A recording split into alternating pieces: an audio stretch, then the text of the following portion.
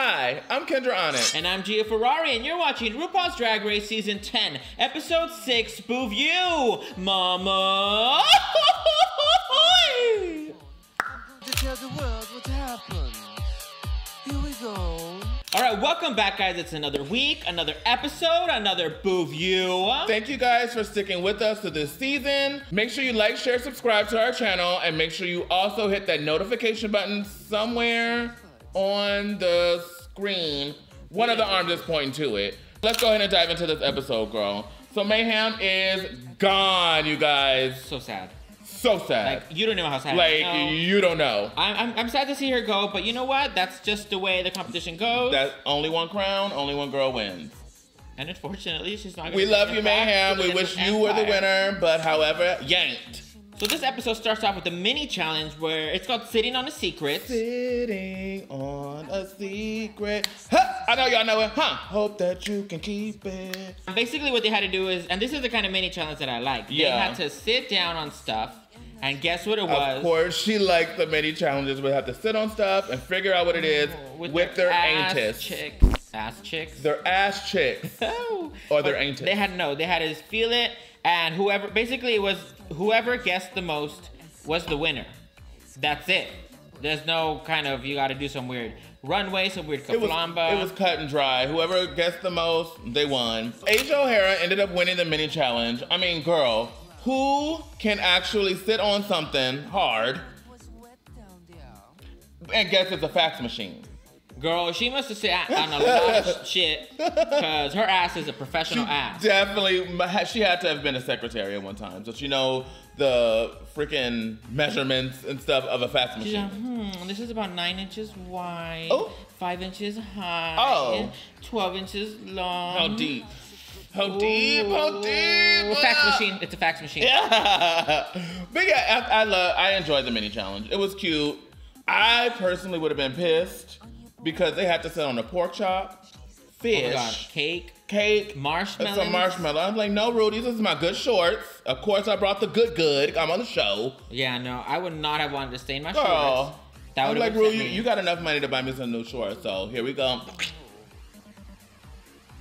I'm sure that's what it sounded like when they sat on the cake. If I would have sat on the cake, it would have gone straight up into my butthole. Like, she's gaping. Rue, I don't feel I'm sitting on anything. The traffic. What about Eureka sitting on the, I believe it was the eggplant, and she said, "Is this a hard-boiled egg?" It was for her ass cheeks. Oh my God. She sat on that damn eggplant, the ass cheeks just swallowed it up. So this week's Maxi Challenge has all to do with DragCon because DragCon is coming up in a few weeks. Woo! Hope to see you guys. We'll be in full effect. And they're gonna have, basically they had to come up with their own panels. They were working in groups of 3. I think it's real cute how they have panels and we don't even have a Dragula panel. So if you guys feel some type of way, head over to Bitch Pudding's Twitter, retweet, share, like, that whole thing. Because WOW Presents, we need a panel. So they each had to come up with a panel. One of them had to do with body, one of them had to do with makeup, and one of them had to do with hair. And they had to write their own stuff and do a demonstration. And they got to pick their own teams this time. Yeah, they got to pick their own teams. Which is kind of interesting. And they had to do it all in front of a live audience, and they were gonna be pretty much ranked by the audience. They're gonna be voted. Yeah, so who did they like the most, who did they like the least? And I thought this was a really good idea for a challenge. It was really cool. Because essentially, once you leave Drag Race, this is what you're gonna be doing. You're gonna be having to sell merchandise, you're gonna have to meet people. You're gonna have to talk, you're gonna have to be well-spoken in public. I mean, a lot of people don't like to speak in public, I get it. But do you sign up for RuPaul's Drag Race now? You're signing up for a lot more shit than before. It's not just, to raise your booking fee, girl. Drag Race can really make careers. It can change your life. The teams were Eureka, Monet, and Cameron. And they had bodies, so basically what they had to do is do a demonstration on how to get the perfect, beautiful body. Which I already have naturally. I don't have to pads. Don't have naturally, and I'm not wearing pads right now because you can't see my asshole. I thought this panel, oh my God, I can't believe you just said asshole. But this panel was actually informative for me. Like, as a queen that don't pad, like, it's good to understand the proportions that you guys go through. You know what I mean? Yeah, it's a lot. It's not just putting it on, but you gotta also cinch to make sure you're right, and you have to make sure everything matches. Girl, padding is... It's hell. I see you guys. It takes you guys at least an extra 15 to 20 minutes. Yeah. So that's why I'm always like, girl, like, come on, we gotta go. I still got a pad. Yeah. And I'm just like, and you're like, girl, I'm chilling. And I'm like, no, I need a pad, mama. We gotta go. We're supposed to be there at 7. It is 6:58. I'm never usually that late. Well, according to James and Victoria, I'm always 6 hours late. But anyways, I digress. This panel I felt was really good. Yeah, no, I really liked it a lot. This was actually my favorite of the 3. Because they were very informative, but they also seemed to work well together when they were talking, and there was funny moments. And they had a slogan. Yeah, the proportionize. Proportionize. And I thought it was really good. You gotta have the TM on top. They did so well, in my opinion. They worked amazing together, and it's funny how they always do that little edit where they're like, you think they're gonna do all bad, but they ended up slaying. I think they did a fantastic job. They really did. Then the next team that was up was Aquaria, Monique, and Asia O'Hara, and they got makeup. Yeah. So they had to talk about basically just, you know, how to do makeup, and they had to figure it out and how to talk. And I think they did an okay job. Whereas the first team did a great job, they did an okay job. Monique, I think she's great on a mic. She is. Yeah. I would love to see her live on a mic, just to experience the Monique experience. Yeah, you know what I mean? She's funny, she's quick. I liked her a lot. I like this team actually better than the first team, only because the first team were like, oh, ladies and gentlemen, da da da. I felt like this team was more like, oh, these are my 3 friends, and I'm about to learn some makeup tips from my 3 friends. You know what I mean? Like, she walked out, Monique, she walked out announcing, and then everybody else got their own introduction as they came in. I really like that. Okay, I see. I think, in my opinion, I think they just did okay. I think Monique did great, and the other 2 were kind of just there. Based on how Aquaria was talking, when they asked her why you highlight your nose, oh my god, Aquaria should be the winner of this group. Just based on that, not even based on her performance right here, because obviously Monique bulldozed both of them. But Aquaria she can't talk. Yeah, no, she can't. There was a moment when they were talking, I don't know if it was just intentional editing or not, but when Asia was putting on her lash and Aquaria was putting on the glitter, it kind of made it seem like, wait, what's going on? It did kind of seem, again, I don't know how it played out in real life, but the way it was filmed, it kind of was like, girl, like, who do I look at? What am I doing? I like that aspect of it. Only because it wasn't like, oh, I'm about to watch Asia put glue on her lash. I know you put glue on the lash. You know what I mean? It's like the simple stuff that like we know you do, they skipped that and the other person talked. And then when you need to know something, they started talking again. No, yeah, I get that. But I just felt like it was at one point I didn't know where to look if I had been there. But again, I don't know how it actually played out during filming. This is just, you know, it's been edited to shit. So the next thing we had was Miss Cracker, Blair St. Clair, and the Vixen, and they had the topic of hair. So how do you think they did? I think they did not so great from what I saw. It just seemed like they didn't really have an idea of what they were gonna do. They kind of were just like, okay, I'm gonna talk about this, you're gonna talk about that, and you're gonna talk about this. But it didn't seem to really mesh well. Which is really strange because I know Miss Cracker, she has tutorials online about hair. Blair said that she teaches hair. And then Vixen wears hair. So I mean, so they should have known something about hair. Yeah. They didn't teach anything. They taught how to put on a wig. That's it. Yeah, I also felt like they came up with jokes in advance. Yeah. And so they were like trying to just land them. But they were, nothing was landing, and it was. It seemed, a lot of it seemed kind of catty. It was kind of catty banter back and forth. That's kind of uncomfortable as an audience member if you don't know the girls. Like, we've already grown emotionally attached to certain characters on the show, you know what I mean? But the people in the audience are just seeing these girls for the first time, so you trying to cut me, and they're like, oh, bitch, she's really serious, you know what I mean? Yeah, no, I feel you. I've been there. Remember when I roasted somebody for their birthday, and people were like, they didn't know how to react? They wasn't ready. Mama. Why you always bringing shit up? So all in all, the DragCon, the panels, they were cute. It was a good idea. They were really cute. To talk about hair, body, whatever. And, you know, I'm excited for DragCon in a few weeks. Yes, we're gonna be I there. Can't wait. You're going to be there at the Dragula booth. And I'll be there at the Twisted Eagles booth. Oh. Well, I'll be there in the background behind you like this. Like any picture of yours that is going to be a drag queen, you just see me in the background like this. As a mariachi. Well, I'll be there. So if you guys are there, we'll see you there. Don't forget to buy your tickets. Let's get into this runway. So the runway theme this week was hats incredible, where basically they had to wear hats, headgear, cachuchas, gorras. And I'm wearing a sombrero. What is a cachucha?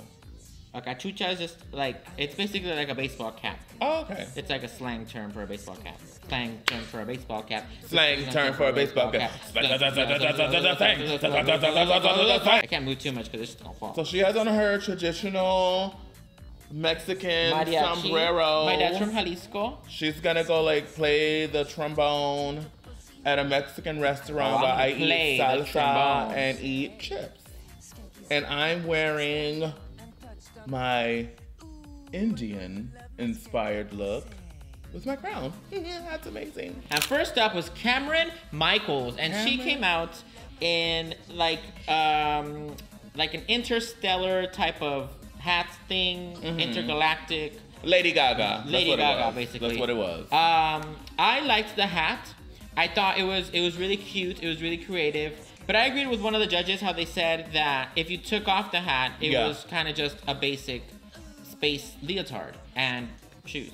I loved her hat piece. Like literally, she had it like standing like this, and then she went like that when she started walking, and I was like, oh, yeah, okay. it was cute. But I kept looking at her look, and it just reminded me. I'm like, girl, so you did the space challenge twice? Yeah, pretty much. That's literally what I mean, this is literally almost exactly what her costume was. This actually would have been a cuter look for her actual space challenge than that one where she was like dealing with the phone. She's like, I can't hear you. But you know, she's the headpiece queen, so maybe she made this. Maybe she did. Who knows?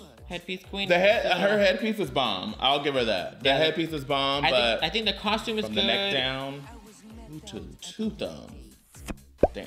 I don't think it's two thumbs down. I think it's this is the headpiece, and then the bodysuit's like this. Two thumbs sideways. Because I don't think it's bad. It's not bad, it's just but it's Jane, like the same shit that she wore already. Okay. And next on the runway, we have Sister Monet Exchange.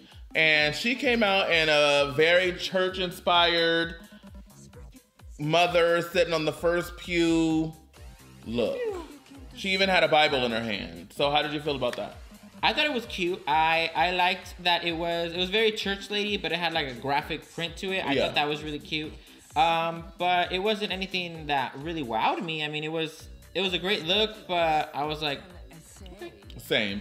Like, I grew up in the church, so literally that hat is nothing compared to what you see on Easter Sunday. Oh my God. Like, you see the hats this big covering this much of their bodies on Easter Sunday. I am not even kidding a little bit.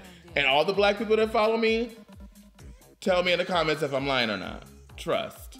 I mean, it was cute. It was safe. You could tell Monet was feeling herself. I mean, her body is always right. She looked good, but meh. All right, so then we have Miss Eureka, and she came out in a really cool print, like bodysuit. Sure, houndstooth, a print, with this really cool. Like, I really like the hat. It reminded me of like Raiden from Mortal Kombat. Oh, okay. Okay, so she knows video games. I like the cape. Okay. The only thing that I would have changed are the boots. I don't like. I don't really like boots like that when the tongue part of the shoe like sticks out a whole lot. I don't mind those boots. I don't like those boots with this look. For me. I don't know. Because I've seen a lot of big girls wear shoes like this, and half the time they don't look that great.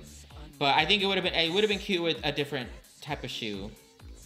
I just didn't care for this look at all. I love houndstooth to death. I just did not care for this look one bit. I mean, it's not ugly. It's made well. It looks great on her. It's just not my taste.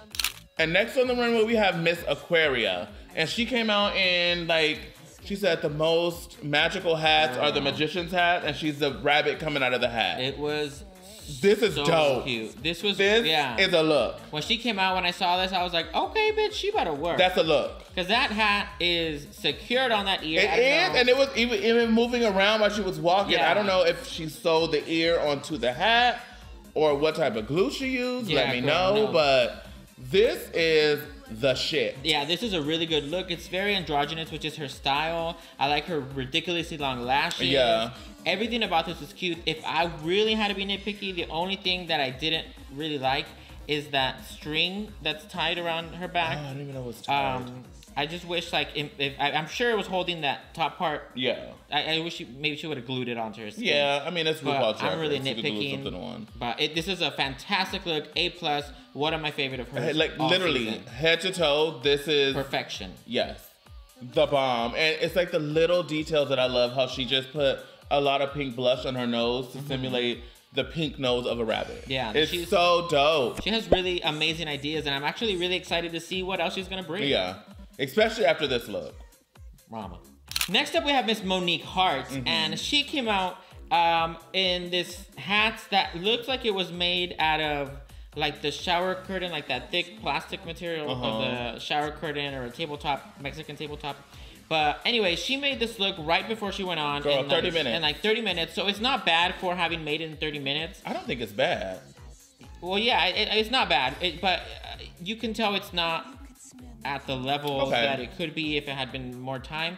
But I mean, I think it's a really great look for the time that she did use to make it. The hat is cute. She's wearing those goddamn shoes again that you love. But there's stones on them this time, so you know I love the stones. At least she sparkled them up this time. But this look didn't bother me. It was like on the same level of Cameron, Monet, and Monique to me. You know what I mean? It wasn't nothing like, it was just like, oh, that's cute. She got on her hat. She fulfilled the runway. But the simple fact that those girls brought those looks and she made this look there, that puts her over them for me.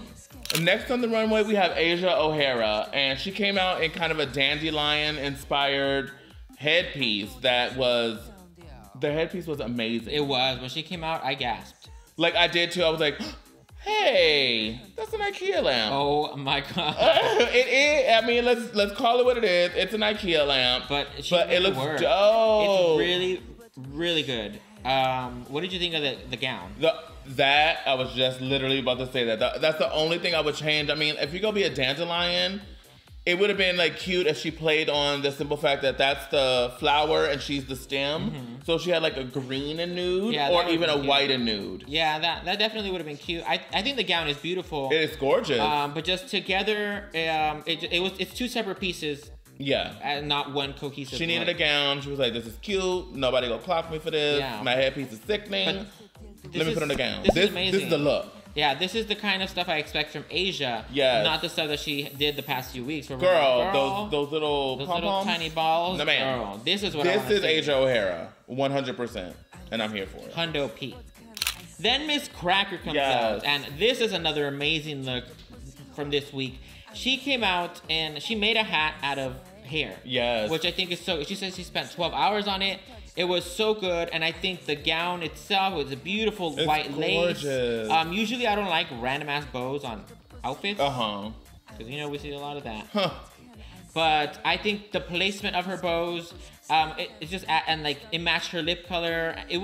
I thought this was really good. Yeah. Incredible look. This is right. You know what I mean? Like that hat. First of all, the hat is made out of hair. Hair, girl. Hair. And like you said, the placement of the bows, that doesn't bother me at all because it's right. There's one right here, there's one right here, and there's one right here. It doesn't seem too much. It's not super over the top because she has like no stones on. You know what I mean? If she would have had the hair hat and the lace and then the stones, that would have been too much. But she edited herself, and this look is exquisite. Exquisite.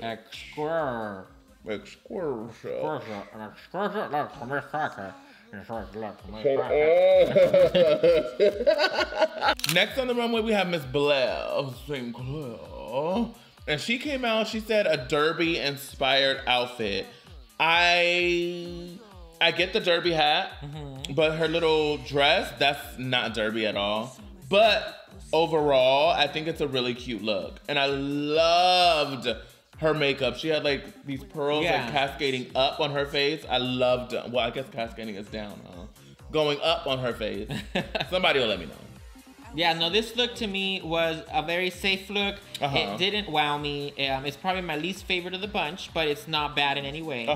It's just, it was cute. She was a cute, lady from... She was Blair. Black in the day, from back in the day. Black in the day. Ooh. She was that. You know what she was trying to say. She's a slave owner. I mean, it was a cute look, just not incredible, especially compared to some of these other girls that come out before her.